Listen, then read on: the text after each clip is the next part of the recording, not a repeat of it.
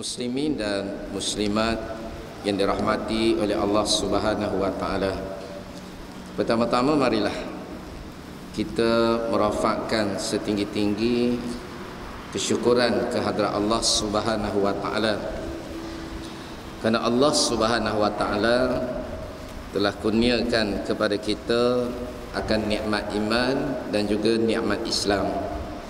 Dan seterusnya kita juga merafakkan setinggi-tinggi kesyukuran kerana pada malam ni kita telah diberikan kesempatan oleh Allah Subhanahu wa taala untuk kita dapat bersama-sama berada dalam majlis ilmu yang mudah-mudahan sedikit yang disampaikan memberikan manfaat yang begitu besar kepada kita. InsyaAllah pada malam ni kita melihat sedikit ayat daripada yang telah kita bincangkan di atas mimbar tengah hari tadi, yang mana firman Allah Subhanahu wa taala, wa nafsin wa ma sawwaha fa alhamaha fujuraha wa taqwaha qad aflaha man zakkaha wa qad khaba man dassaha. Dan jika serta penyempurnaannya, yakni ciptaannya, maka Allah mengilhamkan pada jiwa itu akan jalan kefasikan dan juga jalan ketakwaan. Sesungguhnya beruntunglah orang-orang yang menyucikan jiwa itu, dan sesungguhnya rugilah orang-orang yang mengotorinya. Begitulah Allah mentakdirkan pada manusia menghadapi dua kekuatan, yang mana mereka berusaha dengan bersungguh-sungguh pada dua jalan. Jadi Allah Subhanahu wa taala diciptakan manusia ni, dalam hati manusia tu Allah Taala bentang dua kekuatan. Pertama, kekuatan hati untuk melakukan ketaatan kepada Allah. Yang kedua, kekuatan hati yang digunakan untuk menentang agama Allah Subhanahu wa taala. Jadi Allah Taala jadikan hati manusia ni dia cenderung kepada dua jalan. Pada diri kita ni, hati kita ni ada dua jalan. Maka di sana Allah Taala sebut golongan yang beruntung ialah golongan yang mampu membersihkan, menyucikan hati dia. Dan golongan yang celaka, kata Allah Subhanahu wa taala, ialah golongan yang mengotori hati mereka, yakni golongan-golongan yang berbuat dosa. Jadi wa nafsin wa masawaha fa alhamaha fujuraha wa taqwaha. Jadi Allah dia mengilhamkan pada jiwa manusia ni, untuk manusia ni tuan-tuan, dia buat baik dan dia berbuat jahat. Ini sifat berbalah yang ada dalam hati manusia. Manusia ni tuan-tuan, dia nak elak daripada sifat berbalah tak boleh. Pada diri manusia tu sendiri dah ada dah sifat-sifat perbalahan. Belum lagi di antara seorang manusia dengan seorang manusia lain. Itu lebih besar lah. Tetapi pada batang tubuh seorang manusia tu, wa nafsin wa masawaha fa alhamaha fujuraha wa taqwaha qad aflaha man zakkaha. Jadi Allah dah ilhamkan hati manusia untuk berbuat ketakwaan, dan Allah Taala juga mengilhamkan untuk manusia tu dia berbuat kejahatan. Memang ada kita ni, bila kita nak buat baik maka terbentanglah kebaikan depan kita. Bila kita nak buat jahat maka terbentanglah pula kejahatan. Tinggal lagi tuan-tuan, orang yang benar-benar takut kepada Allah Subhanahu wa taala, maka dia akan meninggalkan kejahatan. Jadi di situlah Allah Subhanahu wa taala disebut kepada kita bagaimana itu adalah di antara kesempurnaan ciptaan Allah Subhanahu wa taala kepada manusia. Maka Allah Subhanahu wa taala disebut di dalam Al-Quran, wallazina jahadu fina lanahdiyannahum subulana wa innallaha lama'al muhsinin. Dan orang-orang yang berjihad untuk mencari keredaan kami, benar-benar akan kami tunjukkan kepadanya jalan-jalan kami, dan sesungguhnya Allah benar-benar bersama dengan orang-orang yang berbuat kebaikan. Baik, ayat ni Allah Subhanahu wa taala sebut wallazina jahadu fina lanahdiyannahum subulana. Yani orang-orang yang berjihad. Jihad ni untuk mencari keredaan Allah. Dia bila sebut jihad ni, dia daripada kalimah juhdun, bagi menunjukkan bersungguh. Daripada perkataan jihad tu lahirnya perkataan mujahadah, kesungguhan dan sebagainya. Maka Allah disebut orang yang bersungguh. Orang yang bersungguh untuk mencari keredaan Allah Subhanahu wa taala. Maka Allah Subhanahu wa taala akan buka kepada dia pintu-pintu kebaikan. Kita ni tuan-tuan, bila kita ada niat nak berbuat kebaikan, maka Allah Subhanahu wa taala dia buka pintu kebaikan. Dia gitu je. Orang nak buat baik ni tuan-tuan, dia berniat nak berbuat kebaikan, Allah Taala pun bukalah pintu-pintu kebaikan. Kerana sesungguhnya dia kata wa innallaha lama'al muhsinin. Allah Subhanahu wa taala ni dia akan sentiasa sama-sama akan berada dengan orang-orang yang berbuat kebaikan. Itu bagi manusia yang dia tu berjihad ataupun yang bersungguh-sungguh untuk berbuat kebaikan. Sebab tu kita kena yakin pertolongan Allah ataupun pertolongan ghaib ini dia hanya datang kepada orang yang berjihad. Sebab tu Allah Taala sebut in tansurullaha yansurkum wa yusabbit aqdamakum. Allah Taala kata siapa yang menolong agama Allah Subhanahu wa taala, maka Allah Ta'ala pasti akan mendatangkan pertolongannya kepada mereka. Okay, kemudian Allah Ta'ala sebut lagi wa yusabbit aqdamakum. Lepas tu kita pula nak mati ni di dalam keadaan memiliki ketetapan iman. Semua kita cita-cita gitu tak? Nak mati atas jalan iman yang sebenar. Maka ayat ni Allah Ta'ala jelas pada kita sungguh-sungguh. Orang yang nak mati di atas jalan Islam, orang yang nak mati di dalam keadaan dia melakukan kebaikan, maka mestilah ia menjadi penolong kepada agama Allah. Maksud penolong kepada agama Allah, artinya dalam kehidupan dia, dia melaksanakan kebaikan dan ketaatan kepada Allah Subhanahu wa taala di sepanjang kehidupan dia. Dia ada duit, dia bersedekah, dia ada tenaga, dia sumbangkan untuk Islam. Kerja dia di dalam kehidupan dia menjadi pembantu dan penolong kepada agama Allah Subhanahu wa taala. Ini adalah di antara yang Allah Taala janjikan kepada manusia, iaitu yang pertama pertolongan, dan yang kedua diberikan kepada kita ketetapan iman. Sebahagian ulama menyatakan itulah jalan untuk mencapai husnul khatimah. Nampak tak? Kita ni hak bimbang, hak lah kali esok, hak paling bimbang kali. Last sekali waktu bila? Waktu kita nak mati, hak tu paling bimbang sekali, waktu sakaratul maut. Nampak tak? Sebab kita dah baca hadis lambat sakaratul maut. Bila manusia ni duduk dalam sakaratul maut, syaitan-syaitan ni semua duduk keliling kita belakang. Kerja dia tak lain dan tak bukan nak menghasut supaya jangan kita mati di dalam keadaan Islam. Itu ketakutan kita. Maka di antara yang Allah Ta'ala sebut wa yusabbit aqdamakum. Kami akan beri ketetapan di atas tapak-tapak kaki kamu di atas jalan Islam. Juga dengan maksud apabila kita berjuang menegakkan agama Allah Subhanahu wa taala dalam usaha kita sebagai mujahidin ataupun orang yang berjuang di atas jalan agama, maka ujian di dalam perjuangan tu sangat hebat.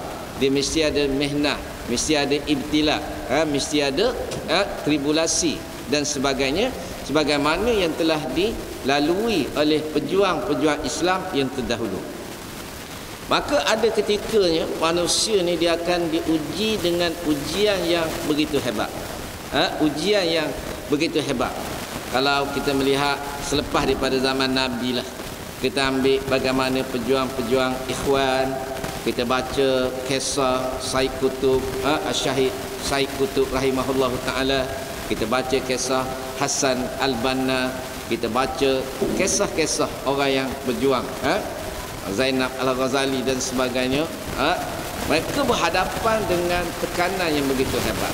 Di penjara, setakat di penjara tuan-tuan, diseksa pula dalam penjara dan diberi pilihan. Kalau seksa saja tak beri pilihan, tak apa lagi. Ni dah lah seksa, lepas tu beri pilihan.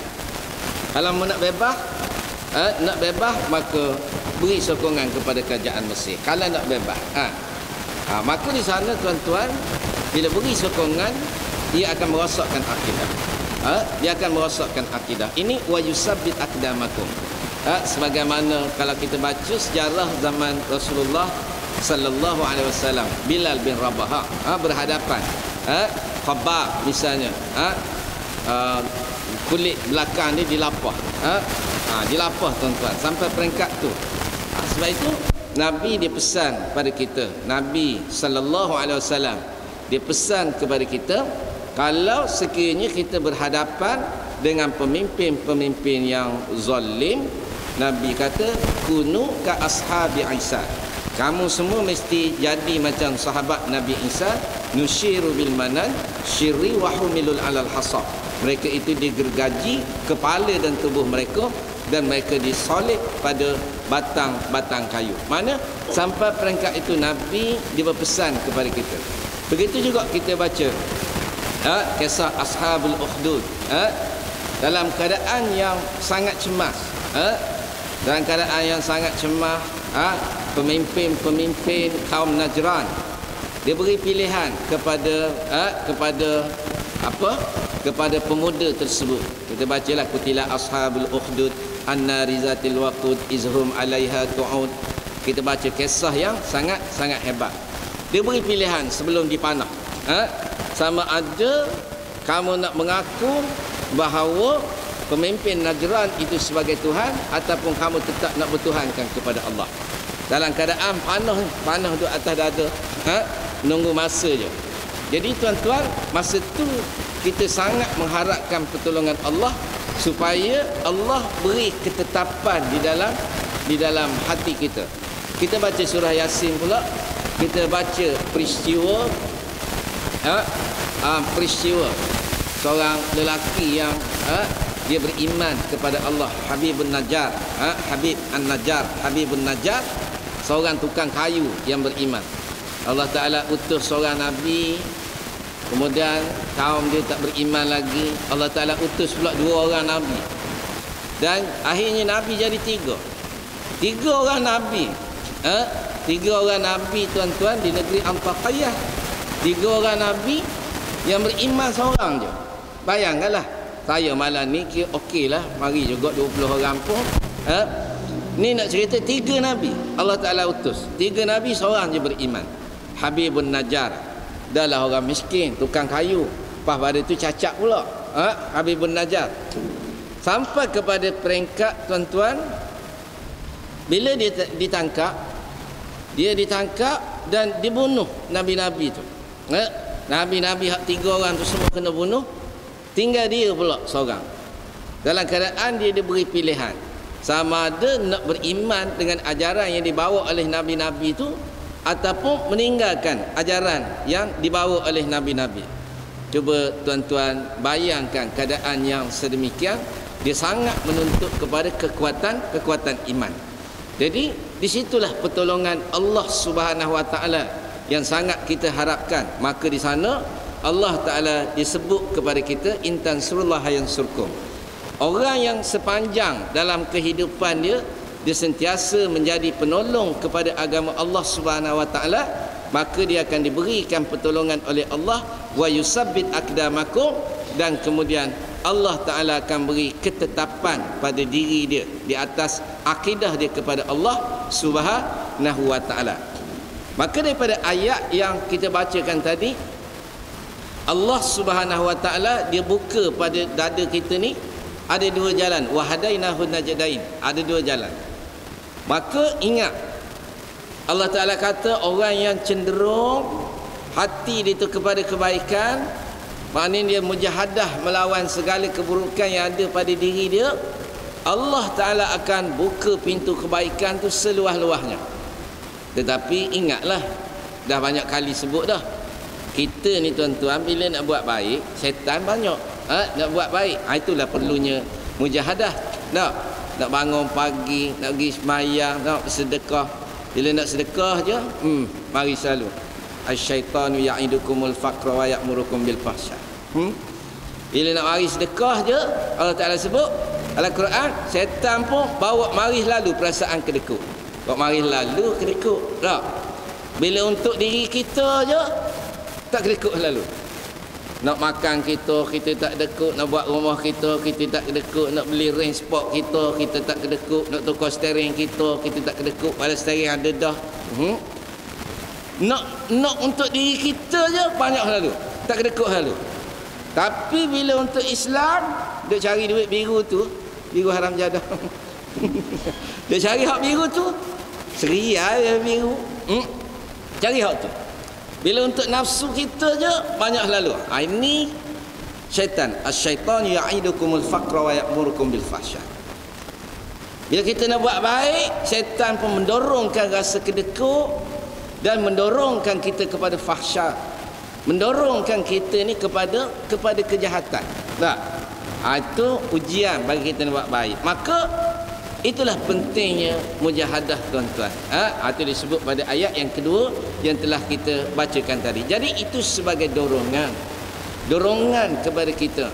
Betapa bila kita ni nak buat satu-satu kebaikan, dengan niat ikhlas kepada Allah Subhanahu Wa Taala, kita nak berbuat kebaikan, maka di sana Allah pun dia akan buka pintu-pintu kebaikan luar. Jadi kita ni semakin hari semakin banyak kebaikan yang kita buat. Makin hari semakin banyak kebaikan. Makin hari semakin banyak kebaikan. Sebab tu kadang-kadang kita tengok orang hak jenis Allah Ta'ala dia ikhlas berbuat baik, Allah Ta'ala ni dia lorong kepada dia jalan-jalan kebaikan. Kadang kita tengok, saya pun ada 3-5 orang kawan hak jenis gitu. Dengan pendapatan dia tu patut boleh buat rumah besar dah, tuan-tuan. Dengan kereta dia besar. Tapi dia berniaga, duit banyak, tuan-tuan. Tapi dah malu pula kita. Rumah buruk pada rumah kita, kereta buruk pada kereta kita. Tapi bila jumpa kereta 1,000, 1,500, 2,000 jumpa kita, tak pantang orang tak derma 500, 1,000. Kata dalam hati dia ni, kalau dia kompor, kalau lah dia buat rumah dia, tuan-tuan, tak tahu besar mana dah rumah. Nega, alhamdulillah Allah Ta'ala bagi maju. Dan tujuan Allah Ta'ala bagi maju pada dia tu untuk dia buat lebih banyak kebaikan. Allah hebat, subhanallah. Ini memang nak jumpa 3-4 orang kawan-kawan hak jenis gini. Memang Allah Ta'ala buka pada dia pintu-pintu untuk dia berbuat kebaikan. Makin lama makin banyak kebaikan yang dia boleh buat. Itu tanda dia mendapat kasih daripada Allah Subhanahu Wa Ta'ala. Apa dia? Dorongan untuk dia buat kebaikan. Begitu juga dalam bab-bab ibadah yang lain, bab baca Al-Qurannya, bab salat berjemaahnya, bab puasanya, bab itu, bab ni dan sebagainya. Bila kita buat satu ibadat dengan niat kita nak berbuat kebaikan, maka Allah Ta'ala pun buka seluas-luasnya pintu kebaikan kepada kita. Nah, baik. Dalam ayat yang lain Allah Subhanahu Wa Ta'ala berfirman, hal ata 'alal insani hinum minad dahri lam yakun syai'a mazkura. Kata Allah, inna khalaqnal insana min nutfatin amsyajin nabtalihi faja'alnahu sami'an basira inna hadainahu sabila imma syakiran wa imma kafura. Bukankah telah datang atas manusia satu waktu dari masa, sedang dia ketika itu belum merupakan sesuatu yang dapat disebut. Sesungguhnya kami telah menciptakan manusia daripada setitis mani yang bercampur, yang kami hendak mengujinya dengan perintah dan larangan. Kerana itu kami jadikan ia mendengar dan melihat. Sesungguhnya kami telah menunjukkannya jalan yang lurus. Ada yang bersyukur dan ada pula yang kafir. Baik. Allah Ta'ala disebut tentang bagaimana manusia ni satu ketika sebelum daripada berlaku mani lagi pada diri kita ni dia kata kita ni sesuatu yang tak boleh disebut. Memang tak boleh sebut, tak tahu. Tak ada orang yang tahu bila dia akan dilahirkan. Ada tak? Confirm tak ada. Kalau ada memang dia gila. Ajaran sesat lah tu. Tak ada orang yang tahu bila dia akan dilahirkan. Tak ada. Kerana kita ni daripada kosong, kita tak tahu apa-apa, tak boleh nak sebut apa. Allah Ta'ala kata tak boleh sebut. Lalu Allah Ta'ala kata sesungguhnya kami telah menciptakan manusia daripada setitis mani yang kami hendak mengujinya dengan perintah dan larangan. Baik. Kemudian Allah Ta'ala ciptakan manusia. Manusia ni asal daripada tanah. Okeylah. Satu. Kemudian daripada Adam dan Hawa, proses kejadian manusia melalui mani, setitis mani lelaki dan perempuan yang bercampur, benih yang bercampur ni, maka dia menjadi manusia. Allah Ta'ala kata aku ciptakan manusia itu sebagai apa? Sebagai ujian, sebagai ujian dengan perintah dan larangan. Macam kita baca ayat allazi khalaqal mauta wal hayah liyabluwakum ayyukum ahsanu amala. Mana kami benar-benar akan menguji kamu dengan apa? Dengan kehidupan, dengan kematian. Yang mana tujuan ujian dia? Dialah Allah yang menjadikan hidup, menjadikan mati. Dan kami benar-benar akan menguji kamu untuk dizahirkan siapa daripada kalangan kamu yang memiliki ahsanu amala, amalan-amalan yang baik. Maka bila kita lahir je tuan-tuan atas muka bumi, Allah Subhanahu Wa Ta'ala pun disebut kita ni diperintahkan oleh Allah, wa ma khalaqtul jinna wal insa illa liya'budun. Maka terbentanglah pada kita satu perintah dan juga larangan daripada Allah Subhanahu Wa Ta'ala. Jadi kita kena ingat ni ayat ni Allah beritahu bahawa perintah dan larangan Allah tu merupakan ujian pada kita sebenarnya. Dia ujian. Nak tengok siapa daripada kalangan kita yang ahsanu amalan. Golongan-golongan yang mengambil kebaikan, yakni mengambil perintah daripada Allah Subhanahu Wa Ta'ala. Lalu Allah Ta'ala dia kata, bila aku ciptakan manusia, maka aku jadikan manusia itu dapat melihat dan dapat mendengar. Dapat lihat dan dapat dengar. Tujuan dia apa? Tujuan untuk dia melihat jalan yang ditunjuki oleh Allah Subhanahu Wa Ta'ala. Tujuan dia supaya dia dapat mendengar nasihat-nasihat, penerangan-penerangan, penjelasan-penjelasan terhadap ayat-ayat Allah Subhanahu Wa Ta'ala.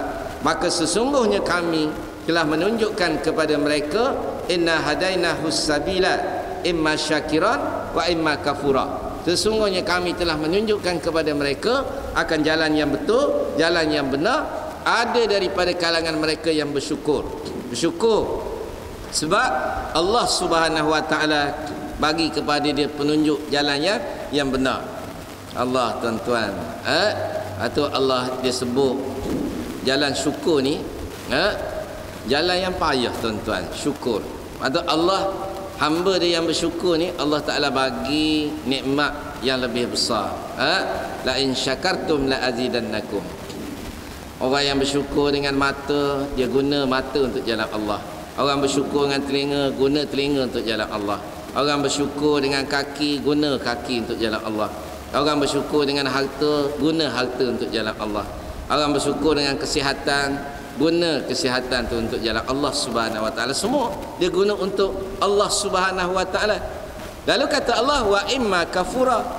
Tapi ada juga manusia dia tak bersyukur pun dengan apa yang Allah Subhanahu Wa Ta'ala beri kepada dia. Malahan dia menjadi kufur kepada Allah Subhanahu Wa Ta'ala dengan sebab apa yang Allah Ta'ala kurniakan kepada dia. Fir'aun, Tuhan bagi kelebihan pada dia. Dia jadi maharaja, jadi raja. Dan kemudian Sungai Nil tu tuan-tuan, dengan kepakaran yang dimiliki oleh Firaun ni, ya, Firaun ni raja yang memiliki kepakaran.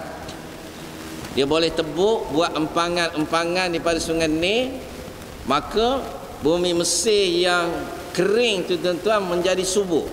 Dengan sebab empangan-empangan yang telah dikorek, digali, menjadikan tumbuh-tumbuhan subur tuan-tuan, di pesisiran sungai Nil. Jadi subur bumi. Dengan sebab itulah maka Firaun pun ana rabbukumul a'la. Dia menjadi kufur. Sedangkan itu merupakan nikmat yang wajib dia syukuri.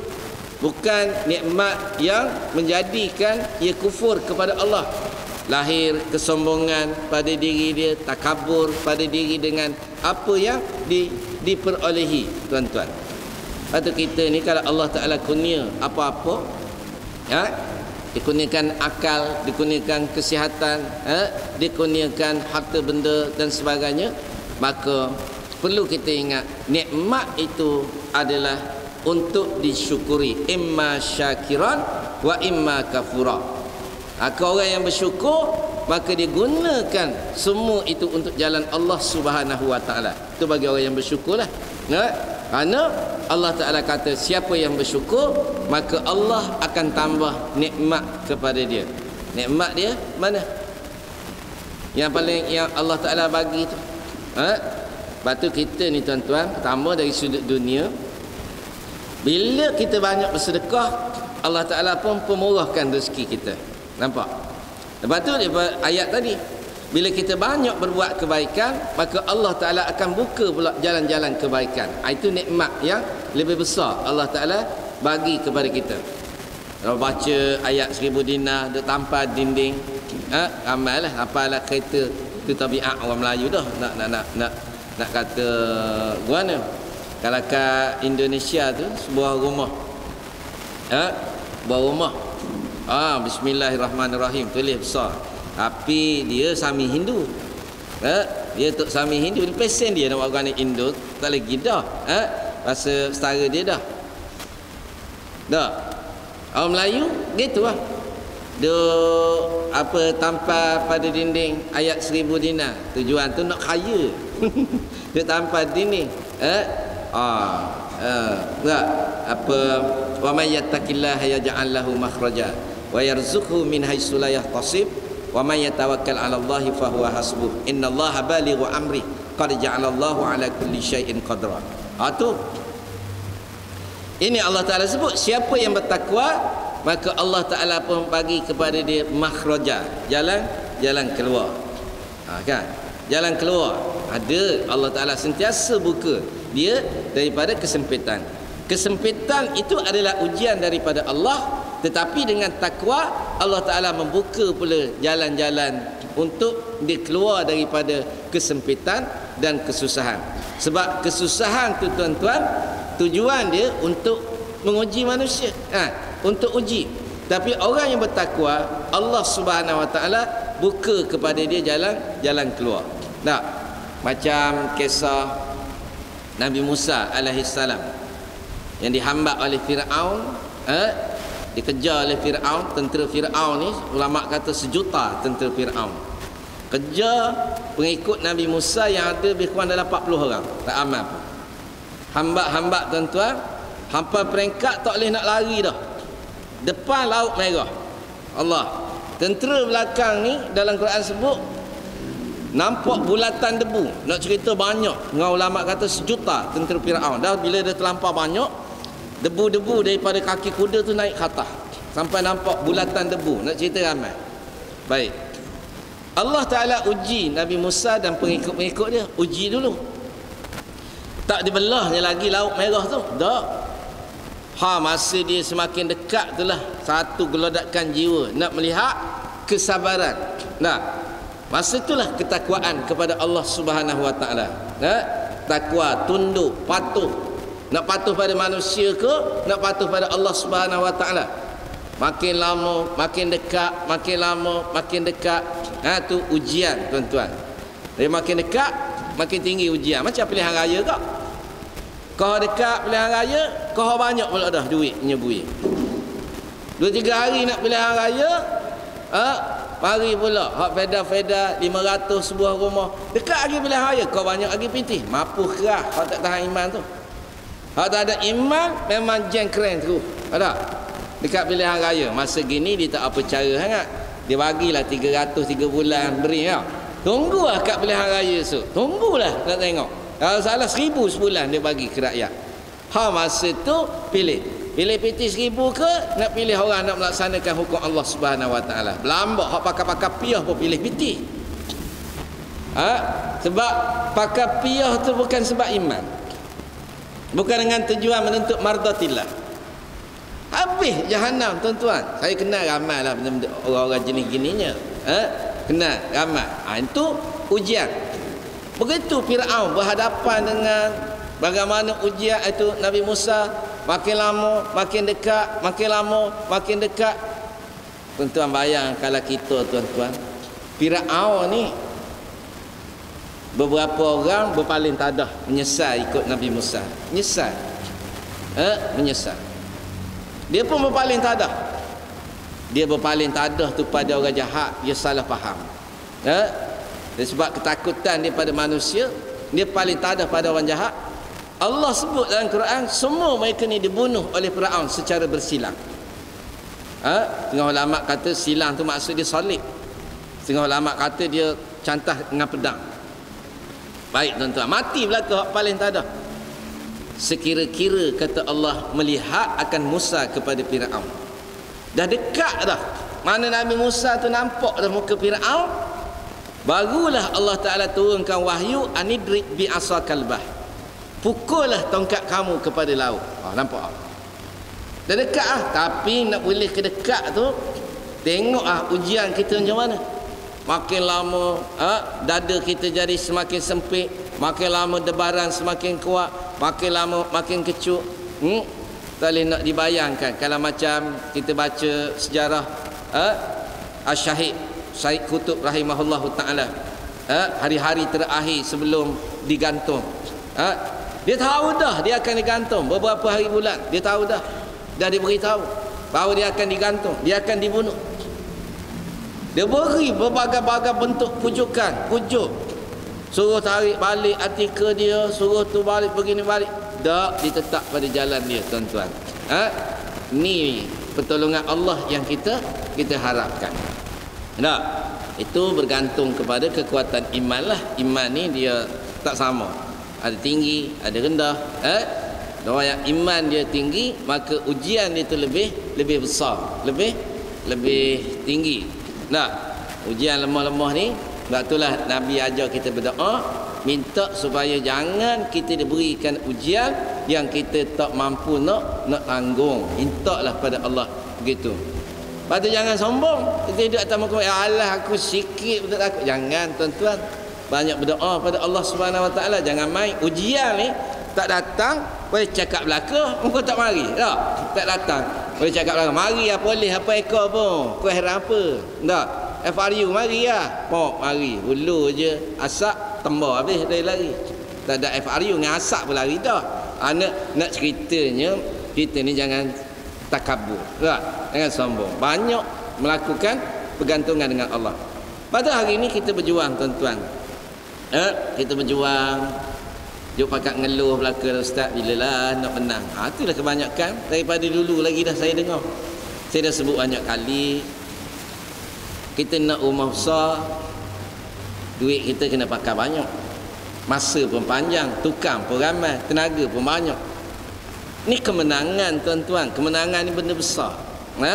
Kemenangan ni benda besar. Dia tak padan dengan seria-seria kita tu. Dah kalau mu dah sumbang seria-seria, mu kena terimalah menang tu lambat. Mu kompos sikit sangat kemenangan untuk mendapat membeli kemenangan tu terlampau sikit mu kompos. Tak? Sikit sangat. Jenis cakap banyak saja sekiralah melambung-lambung cawal kita kopi. Belepong duk maki hamu. Minta biti ceria. Hak ni tak sekira, hak ni bersepah lara hagi pagi-pagi berlambak hak ni.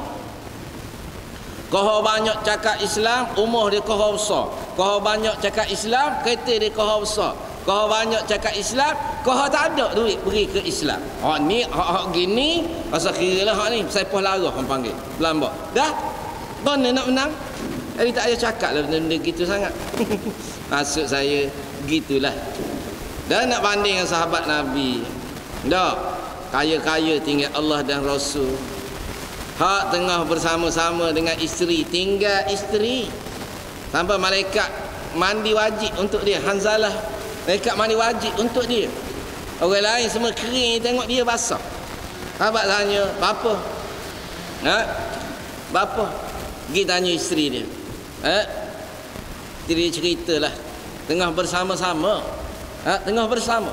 Tiba-tiba panggil jihad. Pergi tinggal isteri, tuan-tuan. Tak ada kejap. Tak ada. Tak main wah gitu dah. Ni sahabat pergi. Mati. Tak ada mandi junub, tuan-tuan. Sehingga malaikat mandikan jenazah dia. Mandi wajib untuk dia. Tuan-tuan, ini hebatnya sahabat. Kisah Abu Mut'am. Yang duduk dua orang dengan isteri dia. Duduk dengan isteri dia. Isteri dia dua. Duduk dengan dua-dua isteri. Seorang sedang menghamparkan hamparan. Isteri dia tengah tuang air teh. Ini hidup dengan seronok lah. Dua isteri, baik belaka pula dua-dua. Lepas tu duduk bersama. Tiba-tiba lalu tentera Islam. Tinggal dua-dua isteri. Capai pedang pergi. Mati tuan-tuan dalam peperangan tersebut. Sa'ad, seorang sahabat yang berkulit hitam. Hari pertama berkahwin dengan Atiyah. Atiyah ni kulit putih comel. Sampai ada syair. Syair yang direka memuji kecantikan Atiyah. Apa dia kata, kalau matahari tegak di bumi Madinah, kalau Atiyah lalu bawah dia kata hijau bumi Madinah. Nak cerita putihnya Atiyah ni, syair tu menggambarkan kalau kena tubuh dia tu, mana uras biasan daripada urat-urat Atiyah tu menjadi hijau tempat dia berdiri. Nak cerita syair puji kecantikan Atiyah. Kahwin pula dengan Sa'ad. Sa'ad ni hitam letung, tuan-tuan. Rasulullah suruh dia pergi minat Atiyah. Sa'ad pun tak nak asal dia. Dia ngadu Rasulullah, ya Rasulullah, ada borang tau. Borang. Nak kahwin lah. Pejabat Anjuran Tanjung Lumpur baru buka program duda bertemu janda. Ni program ni kita buka. Sekarang lah kita cerita. Memang hari ni pun nak beri penjelasan hak tu lah sikit. Jadi lalu Rasulullah kata pergi minat Atiyah. Pergi minat. Pergi minat, tuan-tuan. Tiba-tiba asal dia bapa Atiyah tu tolak.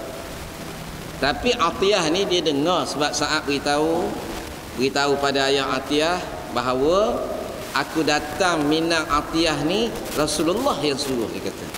Bukan aku.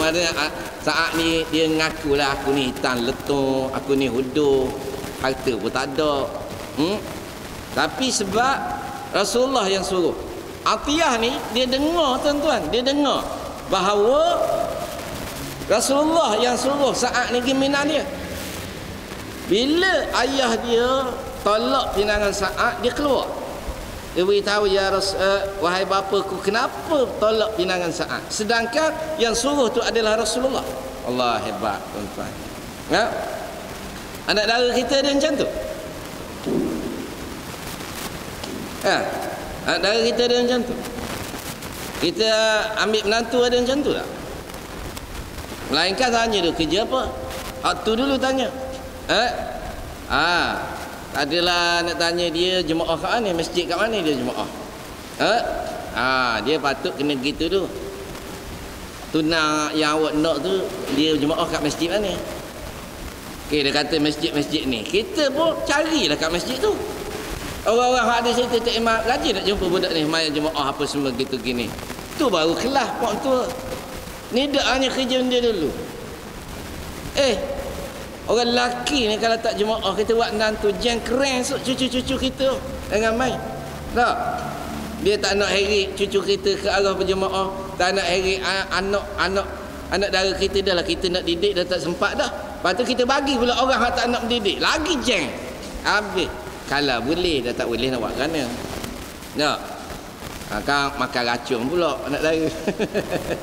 Sabar je lah. Ini tidaklah nak, saya tidaklah nak salah, maknanya nak beritahunya zaman kita ni zaman ujian. Zaman ujian yang begitu hebat. Fitnah yang Nabi sebut akhir zaman. Baik, cerita Sa'ad tadi. Sa'ad ni tuan-tuan kahwin pun Abdurrahman bin Auf bagi pitih. Rasulullah suruh pergi jumpa Abdurrahman. Khabar aku suruh pergi pitih. Nak kahwin pun tak ada duit. Dah lah hitam, uduh pula. Dah lah uduh, miskin pula. Dah lah miskin.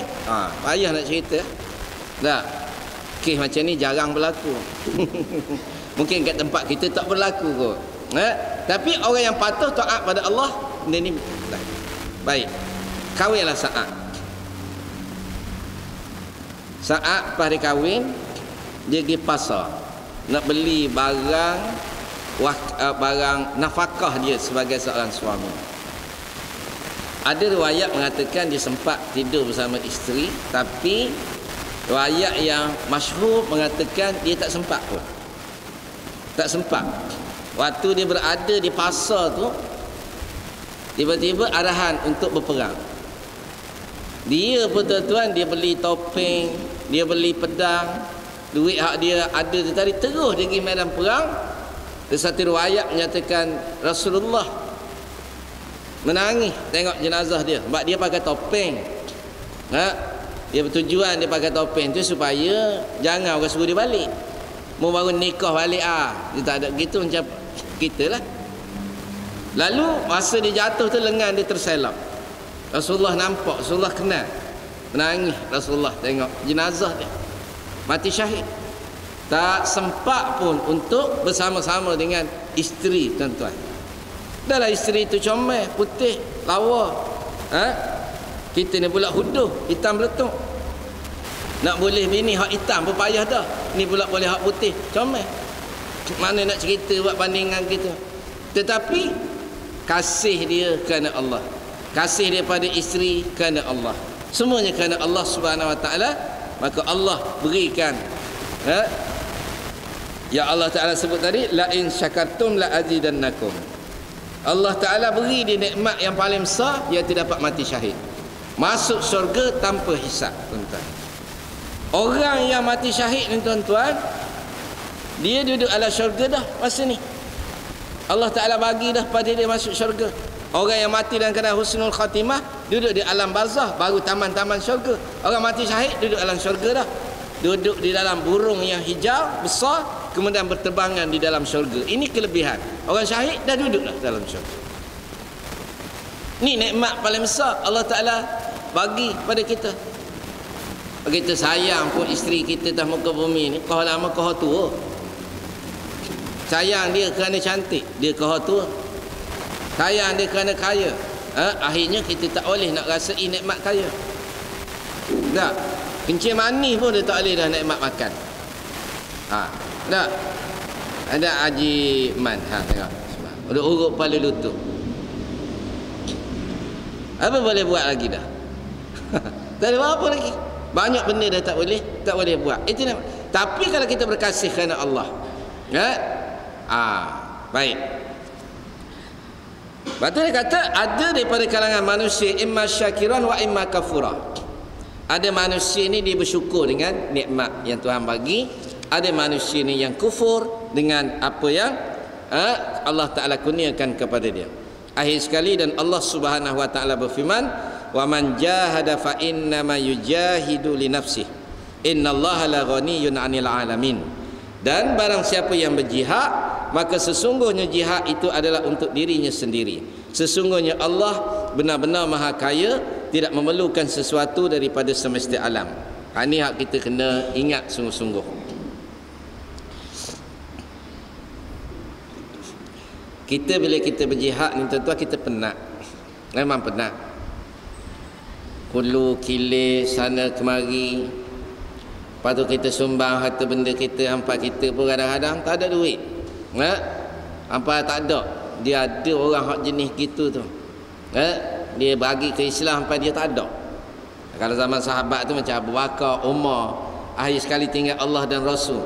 Sekaya-kaya Abu Bakar, sampai dia jadi Amirul Mukminin pun dia ambil upah lagi perah susu. Sampai peringkat tu tuan-tuan. Kerana apa? Kerana harta dia disumbangkan untuk Islam. Dalam kita buat kerja Islam, memang kita penat. Kita penat, kita letih, kita lelah. Tapi ingat Allah Ta'ala disebut dekat sini, wa man jahada fa innama yujahidu li nafsihi. Li nafsihi kata Allah. Benda ni dia balik pada kita je. Bukan balik pada Allah. Kita tolong agama Allah, Allah Ta'ala kata tolong agama Allah. Intan surullah yang surkum, maka Allah akan tolong kamu. Bila kita tolong agama Allah. Bila kita buat kerja-kerja Islam, penat, letih, lelah kita, semuanya akan balik kepada kita. Begitu juga apabila seorang tu dia tidak mahu taat kepada Allah Subhanahu wa taala. Tak. Allah Taala kata dalam Al-Quran, Allah Taala sebut zalimi anfusihim. Zalimi anfusihim. Mereka tu menzalimi diri mereka sendiri. Kita buat baik, kita berkorban, kita bersedekah, kita berjihad, kita sakit, kita letih, kita penat, kita lelah, sampailah kita mati untuk Islam. Allah Ta'ala kata apa? Semua itu linafsihi, bagi diri kamu sendiri. Semua itu untuk kita. Peluh kita, pahala boleh kita. Dekah kita, pahala boleh kita. Balasan baik tu boleh kita.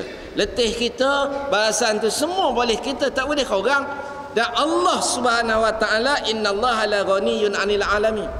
Allah tu dia maha kaya dan dia tidak mengharapkan sesuatu pun daripada semesta alam. Allah Taala tak nak benda tu semua daripada kita. Allah Ta'ala tak ambil sikit pun, dia tak ambil sebarang keuntungan walau sedikit pun daripada pengorbanan yang kita lakukan. Semua untuk kita belakang. Nampak tak? Pada tahu untuk kita, apa hak kita duk sayang lah. Tu maksud dia, apa hak kita duk sayang. Benda tu untuk kita.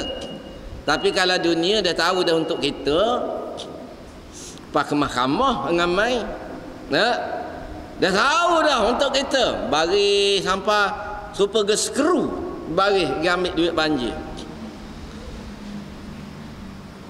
5 jam bagi lagi. Kalau saya tak ambil dah bagi gitu, biarlah tak dapat pun 700 pada bagi dah.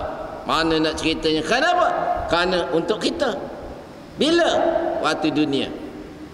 Bila di dunia ni untuk kita di dunia, kita ni bersungguh-sungguh. Untuk kita di akhirat, tak bersungguh. Innal ladzina tawaffahumul malaikatu zalimi anfusihim. Gitu juga orang-orang yang dia buat jahat, yang dia tak nak taat kepada Allah dan Rasul, Allah Ta'ala kata zalimi anfusihim, mereka tu zalim pada diri dia sendiri. Siapa yang berpenat kerana buat jahat, balasan kejahatan tu untuk dia. Siapa yang berjuang untuk kejahatan, dosa daripada kejahatan tu semua balasan kepada dia. Siapa buat baik, balasan tu untuk dia. Nampak tak? Jadi janganlah kita sayang sesuatu tu. Jangan kita berat tulang, berat papan punggung untuk bantu Islam. Sebab benda tu untuk kita, bukan untuk orang lain. Jangan kita sayang harta benda kita. Itu untuk kita, bukan untuk orang lain. Dan jangan sekali-kali kita berbuat kejahatan, keingkaran kepada Allah, kerana balasan daripada kejahatan itu linafsihi, pun untuk kita juga. Dia gitu. Allah Ta'ala takkan duka cita pun kalau kita tak nak buat. Gitu. Jadi sampai situ dulu. Kali lagi ana ucap terima kasih banyak-banyak pada muslimin muslimat.